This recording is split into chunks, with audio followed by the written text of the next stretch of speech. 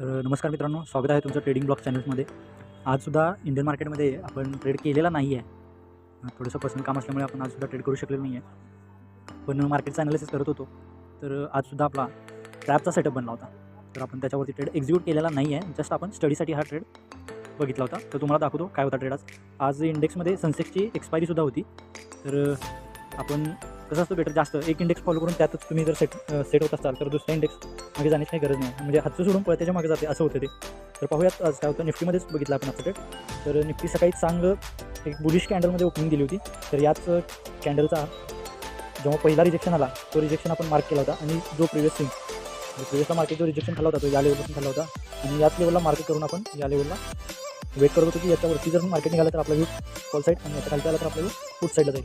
तर निफ्टीने first rejection इथे खाल्ला आणि सेकंड टाईमला जेव्हा इथं हा जो छोटासा डोजी कॅन्डल बनलेला आहे त्या डोजी कॅन्डलचा लो ब्रेक नंतर आपण होल्ड केलं की मार्केट इन कन्फ्युजनल झोनमध्ये आहे. तर वेट करून आपण जेव्हा निफ्टीचा प्रिव्हियस स्विंग लो व्हायचा आपण वेट करत होतो आणि तसंच झालं. निफ्टी खाली आली, स्विंग ब्रेक केला, पण इथं थोडा वेळ मार्केट या ठिकाणी साईडवेज झालं होतं आणि तिथून जेव्हा मार्केट पडलं तेव्हा आपण हा जो पहिला स्विंग आहे या स्विंगचा फिबोनाची काढून 50% मार्क केला होता आणि त्या 50% झोनपाशीच जेव्हा या ठिकाणी मार्केटने आपला ट्रॅपचा सेटअप बनवला होता, म्हणजे रेजिस्टन्स लेवलला ट्रॅपचा सेटअप बनला होता आणि या कॅन्डलमध्ये व्हॉल्यूम देखील चांगलं होतं फुट साईडमध्ये.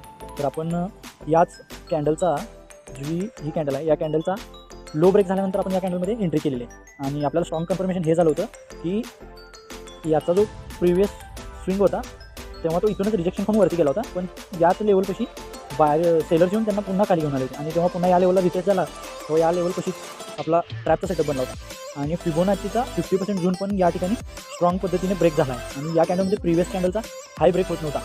हाय ब्रेक झालेला आहे पण तिथं वरती सस्टेन नाही करता आलेलं बाहेरचा आणि तीच लेवल ब्रेक झाल्यानंतर आपण ती पूर्ण रॅली डे ओपनिंगच्या कॅन्डलपर्यंत आपण ट्रेल केली होती. तर याचंसुद्धा टार्गेट अचीव झालेलं आहे. म्हणजे रिस्क रिवॉर्ड फॉलो करत असाल तर तुमचं टार्गेट अचूक पद्धतीने मॅच होतं. तर 18.80चा रिस्क रिवॉर्डवरती आपण यामध्ये 57 पॉईंट बुक केलेला आहे. हा ट्रेड केलेला नाही आहे, स्टडी पर्पजसाठी आजचा हा व्हिडिओ टाकतो मी.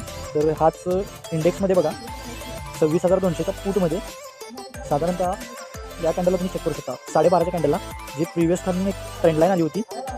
सेकंड टच जेव्हा त्या ट्रेंड लाईनचा सेकंड टच झाला तेव्हा तिथे एक स्ट्रॉंग डोजी कॅन्डल बनली होती आणि आपला इंडेक्समध्ये ट्रॅपचा सेटअप बनला होता आणि याच कॅन्डलचा लो स्टॉप लॉस ठेवून जेव्हा याचा हाय ब्रेक झाला तेव्हा आपण याच्यामध्ये एंट्री घेतली होती.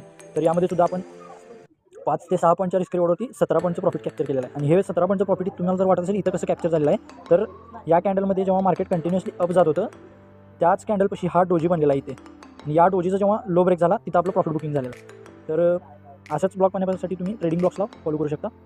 धन्यवाद.